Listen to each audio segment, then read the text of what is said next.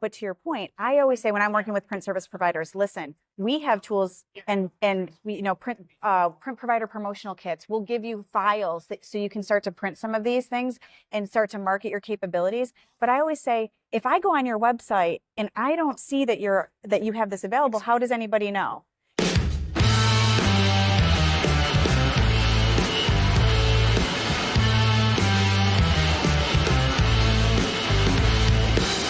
What's up, everyone? It's Eric Fussels with Taktiful. Welcome back to another episode of Taktiful Tuesdays, the first ever live in-person version of Taktiful Tuesdays. It's normally done on the Zoom. I'm super happy to be joined by my friend Kelly Leahy, who is Senior Global Product Marketing Manager for Xerox. And we're in Las Vegas at the Xerox Partner Summit. Kelly, welcome to the podcast. Thank you. I'm so excited to do it live. And you didn't have to do it and we're on Zoom. I know.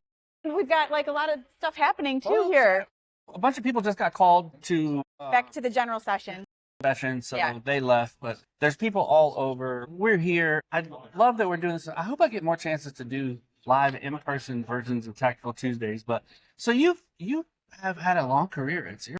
I have. Like 26 years, my research tells me. Yeah. So, with being in Rochester, Xerox is typically a family, there's a lot of generational. It's like the mill. Go work down at the mill. Exactly.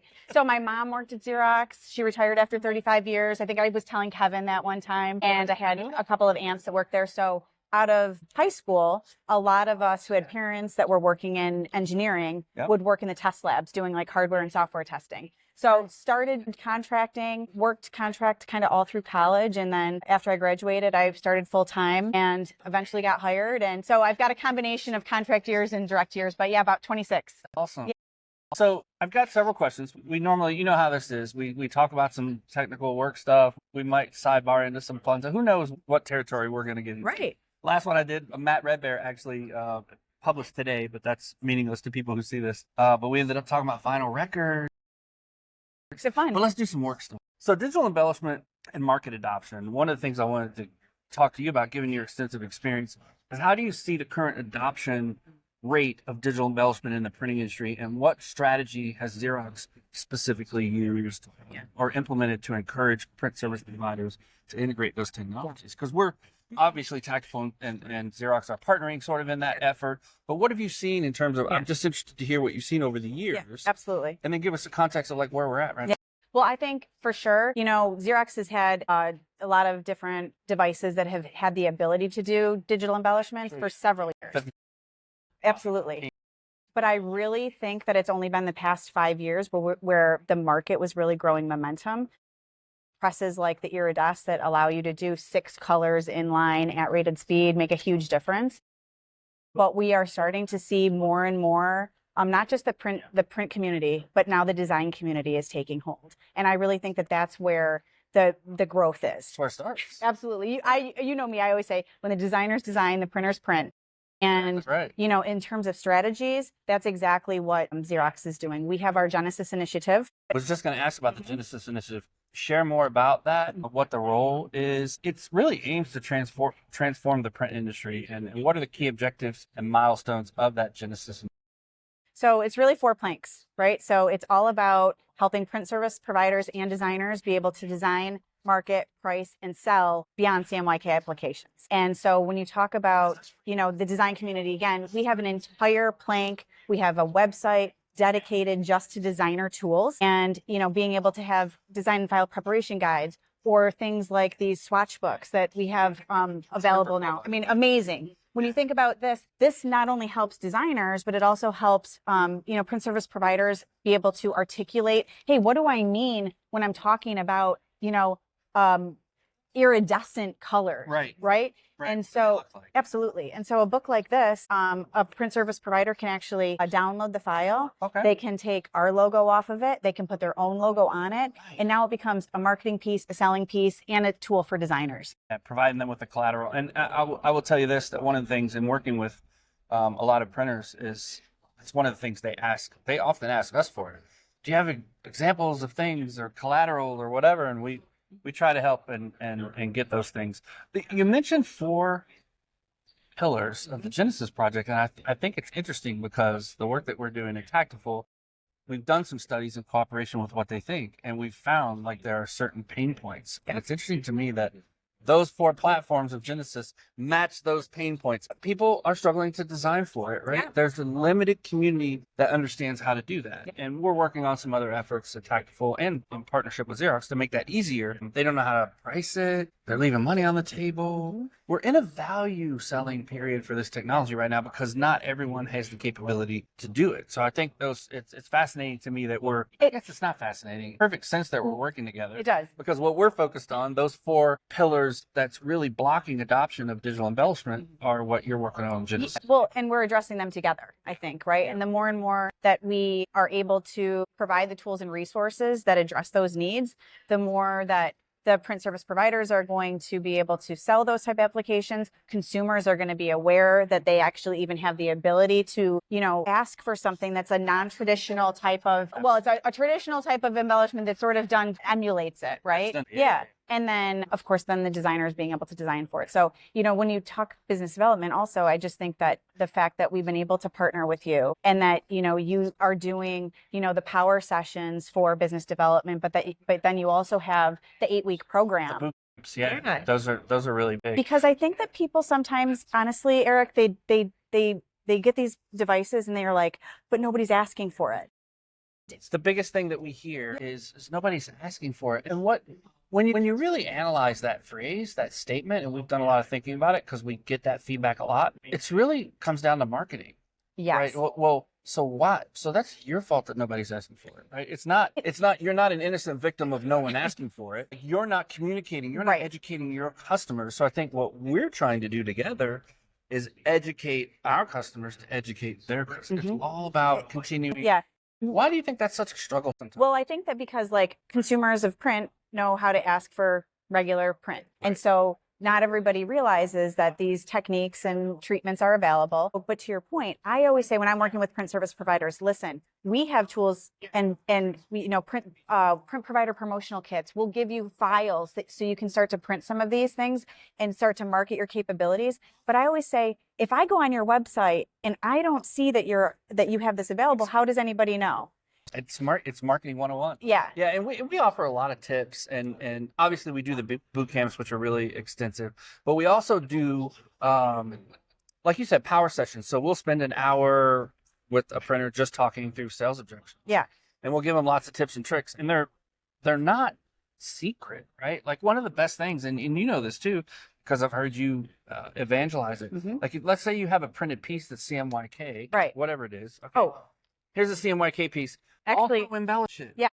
So show them here's what you asked for. Mm-hmm. Here's what it could look like. We actually just completed this brand new book. It's called Kaleidoscope of Possibilities. And honestly, it's exactly what you're saying. This entire book is Yep. So it's regular, starting to embellishment. And then here is, actual card uplifted, on a beautiful premium black media, utilizing gold, silver, and clear. And now you have this basic business card that was transformed into exactly what you're doing, right? Yeah. Something that somebody is holding, moving. It's hard to see this, but this is kind of just has lines that's not embellished. This has a clear toner on black, which clear toner on black is just so subtle.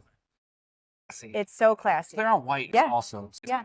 And then don't forget that, colors like fluorescent pink can extend the gamut of the press. So hopefully you can see that this is a half and half. Yep. So same Pantone color, but now we're rendering it more accurately with fluorescent pink, and we've added gold. And you can see a side by side, hey, this is what you wanted, but this is what we can give you. And then you can even take that and continue to play with clear. Yeah, absolutely. And I always say it to everybody, take your pieces, show your customers. It might be a little bit of extra work, right? But once you show them what's possible and what's capable, they're going to come back to you with more ideas. And that's the idea. One of the things that we learned through some of our studies as well is both ones that we've done with What They Think, but then we pay attention to all the studies in the packaging world and the consumer world. And people are 62% more likely to make an impulse purchase if something is embellished. Now so in our boot camp, Daniel DeJean, Daniel, big paper guy, but he's also really into the psychology of print compared to the digital world. And what he teaches and what we teach as part of the boot camp is like there is an actual psychological reaction Yes. to holding if it impacts your senses. Mhm. So think about the senses that print impacts. First, the obvious one is visual. Visual. Yeah. It's visual, right? Then there's also sometimes there can be like a smell, like if you smell the ink, but that's mostly for us print geeks. Yeah. But then if you also can feel it, Yeah. right? So now I'm seeing it, feeling it, touching it. That deepens that relationship to whatever that piece is. And this sounds like overly, like it sounds a little squirrely, but the science backs Yeah. up the psychology of this. Is like if I see this in a store, seeing it embellished is Yeah. going to make me want to Pick it grab up. it. And once I grab it, and if I can feel it, now I want to. Now I'm totally gonna. Well, it's funny, you know, for a long time we always said that paper was the original fifth color, Yeah. right? Right. Yes. So now I say, like, with digital embellishments, the ability to do specialty paper with specialty colors or effects and specialty finishing can give you this piece, like exactly what you're doing. You pick it up, you look at it, you feel it, you interact with it. Right. Maybe you spend more time looking at it. And that's exactly what everybody's looking for somebody to do with their product, right? And you would be surprised, like in one of our presentations that we do, we follow this eye tracking study, and the numbers at first look minuscule, right? Like an embellished piece, someone has their eye dwell time is 1.2 seconds more. And you're like, 1.2 seconds. In that 1.2 seconds could mean the difference between buying something, not buying something, call to action, no call to action, responding to whatever that is. Yeah. So it's a fascinating space. I wanted to also pick your brain because of your experience have seen things develop, right? Like, so you and I both have seen sort of the advent of like digital printing with data-driven personalization, right? Like we've seen that kind of ushered in and changed the game in a lot of ways. What do you see for the future? Like what emerging trends in print technology do you believe will have the most significant impact in the next few years? And how are you guys at Xerox sort of positioning yourself to lead or adapt to those changes? And I know we actually just heard from some folks We did. at some of the morning sessions, sort of. The reinvention and the digital transformation is real. I think as it pertains to beyond CMYK and, you know, what we've been talking about, I think that we're going to see a lot with AI in the design space and being able to have visual representations of what a file looks like with and without embellishments. I think we're going to see more and more of that. I think that we're also going to see that there's still going to always be a need for a designer to create beautiful, stunning pieces and from scratch for a normal person to walk into a store and walk up to a kiosk and be able to create a beautiful wedding invitation or graduation announcement And not be limited. And not be limited. I think we'll see more and more of those capabilities going forward. I hope so too, because that's key to what we sort of profess at Taktiful. Our mission is to democratize digital embellishments. Exactly. Like we want from 8 to 80. We want you to be able to do it. Yeah. But I also preach this as well because a lot of people hear that message incorrectly as we're trying to replace designers. Oh, no. And I think to your point, it's like, no, you're not going to do that. But what's interesting, we've talked to some big time designers, and what they've told us is like those tools might help us with our work. Yes. Right. If we've got 15 job tickets to get through that day, maybe we're not as backlogged because we can throw it into some AI-driven design tool to start us. It's just like how you and I might write with ChatGPT. Exactly. You're not going to copy paste that thing. No, but it It's gets you there. It might get you part of the way there.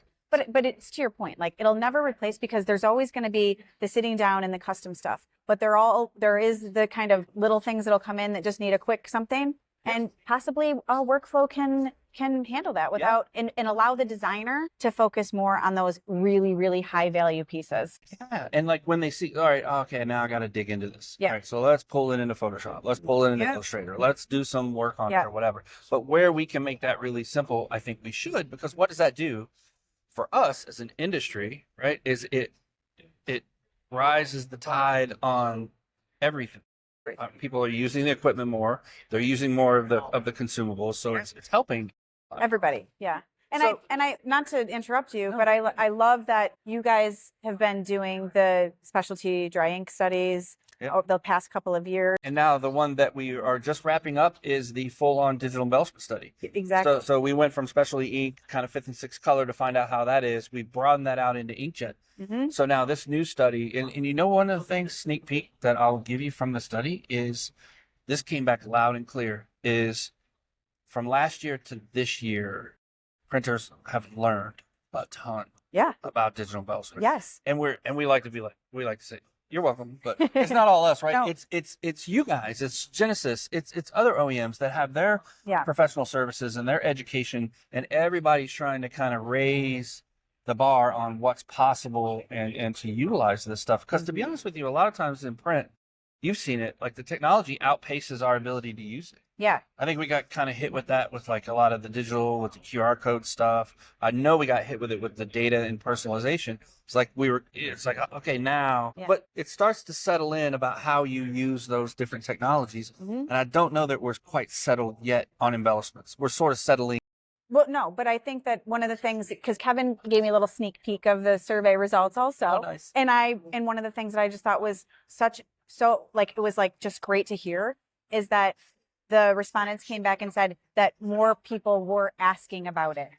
Right. But why are they? Right. Because they're being educated. Because they're being educated. Yeah. And it's not just our customers educating our customers. Yeah. It's all about that information flow. And we love that we can work so well with you guys to get that message out here. And we're doing that here at the Partner Summit. I know. We're educating, believe me. Oh, yeah. It's great. From 7 to 6, my ankles. We're going to. My ankles are a lagging indicator of how much we're educating folks. Yes. So I wanted to, as you know, on Taktiful Tuesdays, my style, I like to talk shop, but I also like to just know more about people. So my question is, I want you to reflect on your journey from Rochester to your current role now at Xerox. And I want to know, what lessons have you learned in your career? Like if you could, let's imagine you're talking to maybe your kid that's in college, about to enter the workforce or whatever. What would be like the top 1 or 2 things that you've learned that are universal?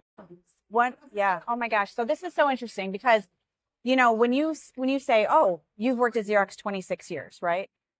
Some people will look at that and go, oh my gosh, like, you know, today's generation, you know, kind of jumps and jumps and jumps and jumps and jumps.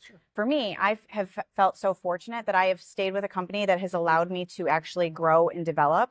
And I have held so many different positions, whether it was sales or marketing or. It's not like you had the same job. Didn't have the same jobs. But what I tell the young people at work is, do not ever be afraid to do an introduction with one of the, you know, senior leaders of an organization. Ask to do a one-on-one so that they get to know you, that they understand, like, what are your strengths? What are you interested in doing? It doesn't mean that you're leaving your current position, but you're going out into the world or to a new organization within your company and learning about what are they doing in those roles. And, you know, I always think that, like, because I always did that. I always went to different groups and I introduced myself, and you know, they might not have a position for you today, but they think about you in the future because you came in and you introduced yourself, and this is my background and this is what I'm thinking about doing in my career. And I think it has opened doors for me and, you know, allowed me to get into positions that maybe, you know, I wasn't even thinking about